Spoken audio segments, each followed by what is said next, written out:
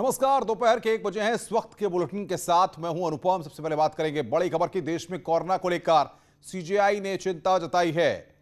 Corona के हालात पर चिंतित हैं सीजेआई। ऐसे बोबड़े कोरोना से देश में जो हालात पैदा हुए हैं उनको लेकर चिंता जता रहे हैं। स्वतः संज्ञान लेकर सुनवाई चाहते हैं। सीजेआई ने यहां पर इस बात को कहा है। कोरोना पर सीजेआई ने चिंता जताई है। बड़ी खबर इस वक्त की। कोरोना से देश में हालात चिंताजनक हैं। स्वतः संज्ञान लेकर सुनवाई चाहते हैं। देश में कोरोना को लेकर जो मामले सामने आ रहे हैं उसको लेकर चिंता जताई है। साथ ही साथ सरकार से जवाब भी मांगा है। कोरोना को लेकर चिंतित हैं सीजेआई। ऐसे बोबड़े उन्होंने यहां पर चिंता जाहिर की है। और बातचीत करने के लिए सुशील पांडे हमारे संवाददाता हमारे साथ सीधे जुड़ रहे हैं। सुशील, क्या जानकारी मिल पा रही है? कल इस पूरे मसले पर सुनवाई भी होनी है क्या?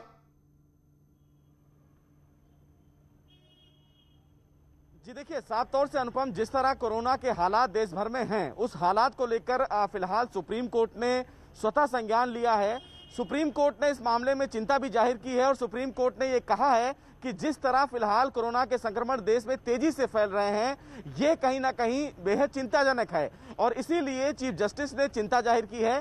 बहरहाल सुप्रीम कोर्ट ने केंद्र सरकार को इस मामले में नोटिस भी जारी की है और केंद्र सरकार से 3-4 मामलों पर जवाब तलब किया है। हालांकि सुप्रीम कोर्ट ये जानना चाहता है कि अगर ये पूरा मामला एक नेशनल इमरजेंसी जैसे है तो केंद्र सरकार के पास कोरोना के संक्रमण से निपटने के लिए तैयारी क्या है, ऑक्सीजन सरकार के पास कितने हैं और क्या सरकार और अदालतें क्या किसी भी राज्य में लॉकडाउन लगा सकती हैं या नहीं लगा सकती हैं, इस पर भी एक जानकारी मांगी है। वहीं सरकार से सुप्रीम कोर्ट ने यह भी पूछा है कि क्या केंद्र सरकार के पास पर्याप्त हॉस्पिटल्स हैं, अगर हॉस्पिटल्स हैं तो बेडों की संख्या क्या है। तो इन तमाम चीजों को लेकर अनुपम फिलहाल केंद्र सरकार से जवाब तलब किया है।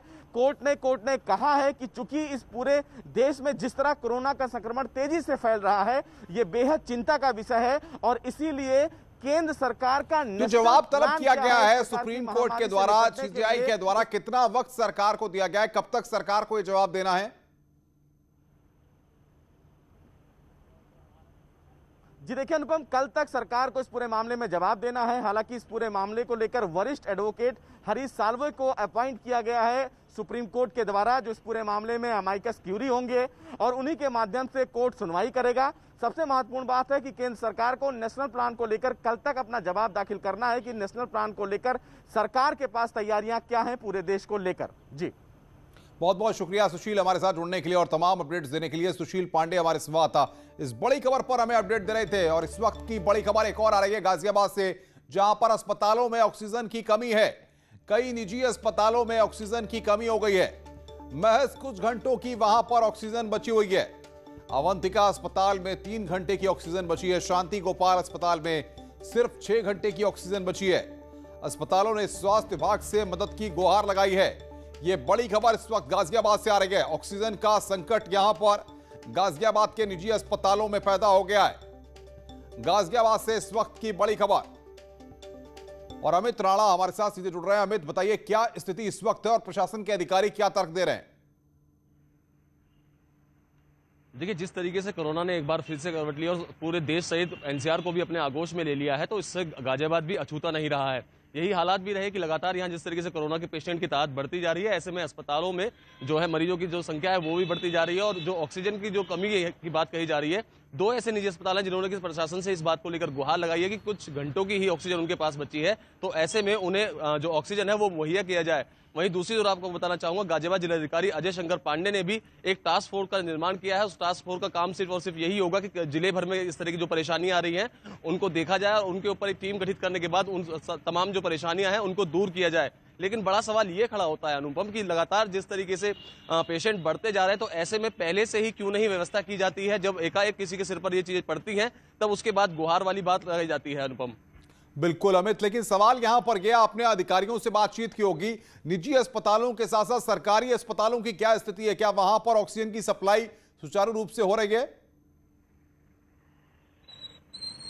देखिए, कमोवेश यही हालात हैं, चाहे वो सरकारी अस्पताल हो चाहे निजी अस्पताल हो। हालांकि जो सरकारी अस्पताल हैं उनके पास उनका स्टॉक सीमित है। जो प्राइवेट हॉस्पिटल्स हैं क्योंकि जो लोग हैं, अगर मैं खासकर एनसीआर की बात करूं, गाजियाबाद की बात करूं, तो लोग बाग यहां पर स्टेटस सिंबल मानते हैं। वही कारण भी है कि प्राइवेट अस्पतालों की तरफ ज्यादा रुख किया जाता है सर, जो मरीज हैं उनकी तरफ से, क्योंकि उन्हें लगता है कि प्राइवेट हॉस्पिटल में उन्हें सुविधा अच्छी मिल पाएंगी बनस्पत इसके कि सरकारी अस्पतालों के।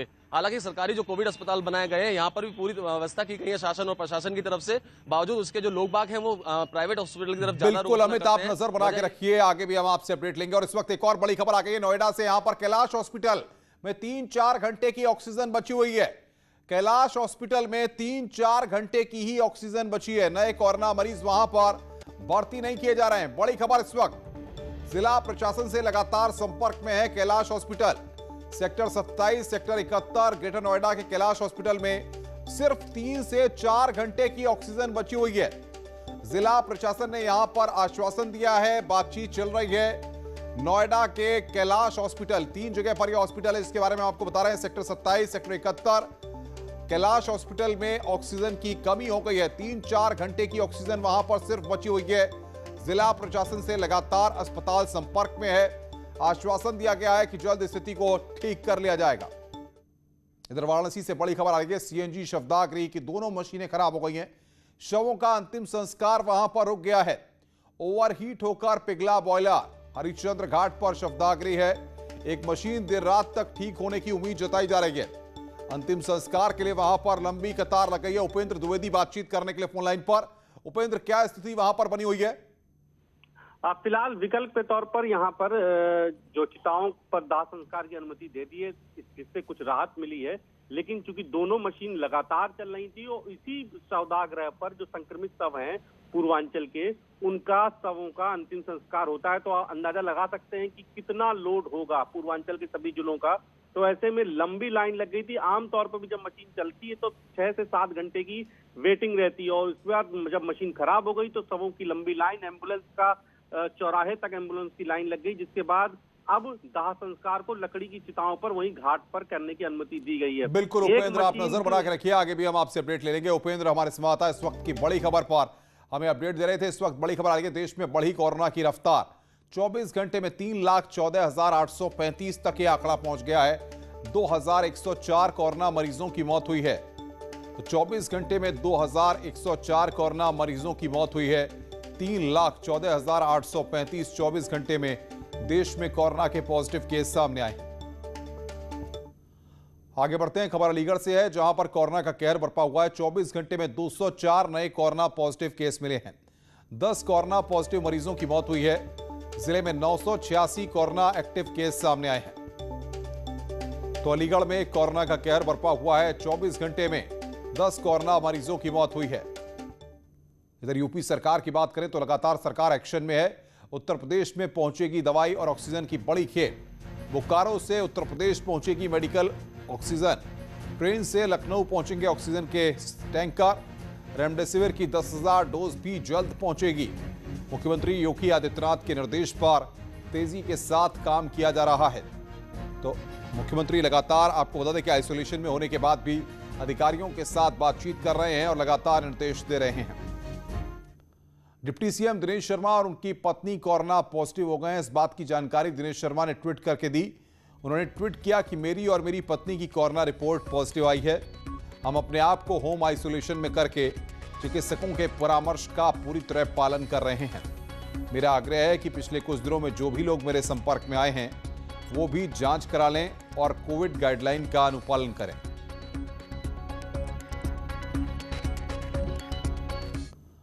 और दुखद खबर है कि वालिया का निधन हो गया है। कोरोना की वजह से निधन हुआ है। वरिष्ठ कांग्रेस के नेता ए.के. वालिया थे। शीला सरकार में मंत्री थे ए.के. वालिया, उनका निधन हुआ है कोरोना की वजह से।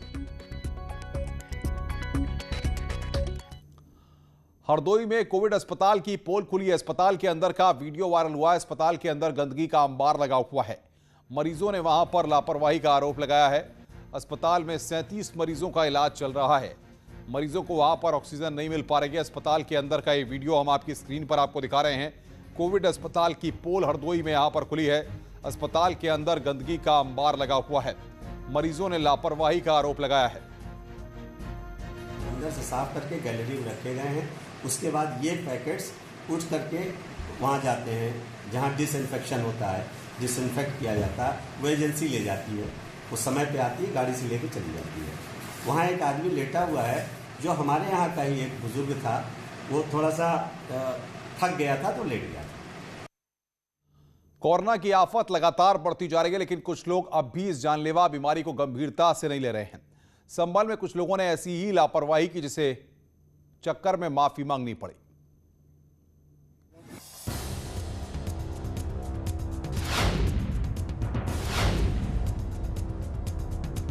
संभल में महामारी को ठेंगा दिखाने वालों की पुलिस ने जमकर क्लास लगाई। कोरोना की महामारी में गाइडलाइन की धज्जियां उड़ाने वाले लोगों को पुलिस ने माफी मांगने पर मजबूर किया। बिना मास्क के नहीं घूमेंगे, सड़क पर नहीं थूकेंगे, गलती हो गई साहब। आज में तो बिना मास्क के नहीं घूमेंगे, नहीं थूकेंगे सर, गलती हो गई। बिना मास्क के नहीं घूमेंगे, हमसे गलती हो गई। मास्क नहीं लगा, गलती हो गई, आज के बाद मास्क लगाऊंगा, सड़क पे थूकूंगा नहीं, लॉकडाउन का पूरा पालन करेंगे। और मैं बिना मास्क से निकला था, ऐसे ध्यान रखूंगा, मास्क लगाऊंगा तुरंत और लॉकडाउन का पूरा पालन करूंगा और मास्क भी लगाऊंगा, तो सड़क पर थूकूंगा भी। शहर में यही लोग नहीं हैं, और भी हैं जो कोरोना से यारी निभा रहे हैं। इन लोगों को देखिए, ये महोदय भी बिना मास्क के घूमते पकड़े गए। बिना मास्क के घूमेंगे, सड़क पर न थूकेंगे, कोविड-19 का पूरा पालन आगे करेंगे। बिना मास्क के न घूमेंगे, कोविड-19 का पूरा पालन करेंगे। इनकी सजा यहीं खत्म नहीं हुई।